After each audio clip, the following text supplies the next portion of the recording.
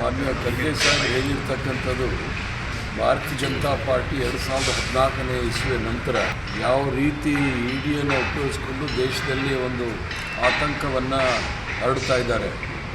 ದೊಡ್ಡ ಉದಾಹರಣೆ ಕರ್ನಾಟಕ ರಾಜ್ಯದಲ್ಲೇ 2 ದೊಡ್ಡ ಉದ್ಯಮಿಗಳು ಆತ್ಮಹತ್ಯೆ ಮಾಡಿಕೊಂಡಿದ್ದರು. ಒಂದು ಮಾಜಿ ಮುಖ್ಯಮಂತ್ರಿಗಳ ಅಳಿಯ, ಮತ್ತೊಂದು ಈಗ ಒಂದು 6-7 ತಿಂಗಳ ಹಿಂದೆ ಬೆಂಗಳೂರು ನಗರದಲ್ಲಿರ್ತಕ್ಕಂಥ ಉದ್ಯಮಿ ಆತ್ಮಹತ್ಯೆ ಮಾಡಿಕೊಂಡಿರ್ತಕ್ಕಂಥದ್ದು ಇಡಿ, IT, CBI ರೈಡಲ್ಲಿ ಇದನ್ನು ಗಮನದಲ್ಲಿಟ್ಕೊಂಡು ಖರ್ಗೆ ಸಾಹೇಬರು ಹೇಳಿರ್ತಕ್ಕಂಥದ್ದು.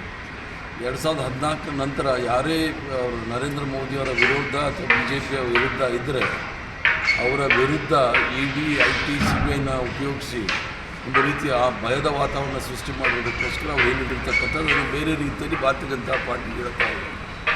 ಆದರೆ ನರೇಂದ್ರ ಮೋದಿಯವರ ಬಾಯಲ್ಲಿ ಯಾವ್ಯಾವ ಅಣಿಮುತ್ತುಗಳು ಉದುರಿದೆ ಅಂತ ನೀವು 2014ರಿಂದ ನೋಡಿದಾಗ ಅವರು ವಿರೋಧ ಪಕ್ಷದವ್ರನ್ನೆಲ್ಲರೂ ಸಹ ದೇಶದ್ರೋಹಿಗಳು ಅಂತ ಕರೆದಾಗ ಇವ್ರದ್ದು ದೇಶ, ಇವರು ನಿಜವಾಗ್ಲಿ ಸ್ವತಂತ್ರ ಹೋರಾಟದ ವಿರುದ್ಧ ಇದ್ದವ್ರು ಇವ್ರನ್ನ ಹೇಳ್ಕೊಳ್ಬೇಕಾಗುತ್ತೆ.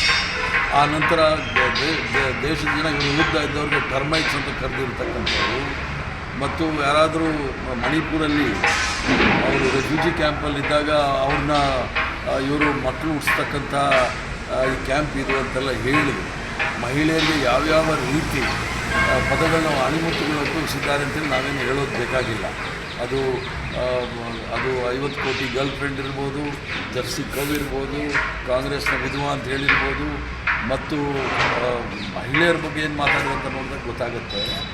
ಆದ್ದರಿಂದ Malegaon blast, Samjhauta express blast, ಇದರಲ್ಲಿ ಕೋರ್ಟೆ ಇವರು ಒಂದು MP ಹೇಳಿದ್ದು ಇದು ಟೆರರಿಸ್ಟ್ ಆ್ಯಕ್ಟ್ ಅಂತ ಹೇಳಿ ಇವರು ಇದನ್ನೆಲ್ಲ ಮುಚ್ಕೊಳ್ಳೋಕೆ. ಯಾಕಂದರೆ ಇವ್ರಿಗೆ ಚುನಾವಣೆಯಲ್ಲಿ ಬೇರೆ ಯಾವುದೇ ಅಸ್ತ್ರಗಳಿಲ್ಲ. ಓದ್ಸಲಿ ಇವರು ಹೇಳಿದಾಗೆ ಚುನಾವಣೆಯಲ್ಲಿ ಜನ ಸೋಲಿಸ್ಕೊಳ್ತಾರೆ ಅಂತೇಳಿ ನರೇಂದ್ರ ಮೋದಿಯವರು ಪಶ್ಚಿಮ ಬಂಗಾಳದಲ್ಲಿ ಹೋಗ್ಬಿಟ್ಟು ಮಮತಾ ಬ್ಯಾನರ್ಜಿಯವರಿಗೆ ಓದಿದಿ ಅಂತೇಳಿ ಚರಂಡಿ ಮೇಲೆ ಕೂತ್ಕೊಂಡಿರ್ತಕ್ಕಂಥ ರೌಡಿಗಳು ಹೇಳಿ ಕೂಗೋ ಥರ ಕೂಗಾಡಿದ್ದಾರೆ. ಈಗ ಕಡಿಪಾರು ಹೋಗ್ಬಿಟ್ಟು ತಿರ್ಗಾ ಮೋದಿ ಮಮತಾ ಬ್ಯಾನರ್ಜಿ ಹತ್ರ ಏಕವಚನದಲ್ಲೆಲ್ಲ ಮಾತಾಡಿರ್ತಕ್ಕಂಥದ್ದು ಇವ್ರಿಗೆ ಅನ್ನಿಸ್ತಾ ಇದೆ. ಎಲ್ಲೂ ಸಹ ಭಾರತೀಯ ಜನತಾ ಪಾರ್ಟಿ ಗೆಲ್ಲೋದು ರೀತಿಯಲ್ಲಿಲ್ಲ.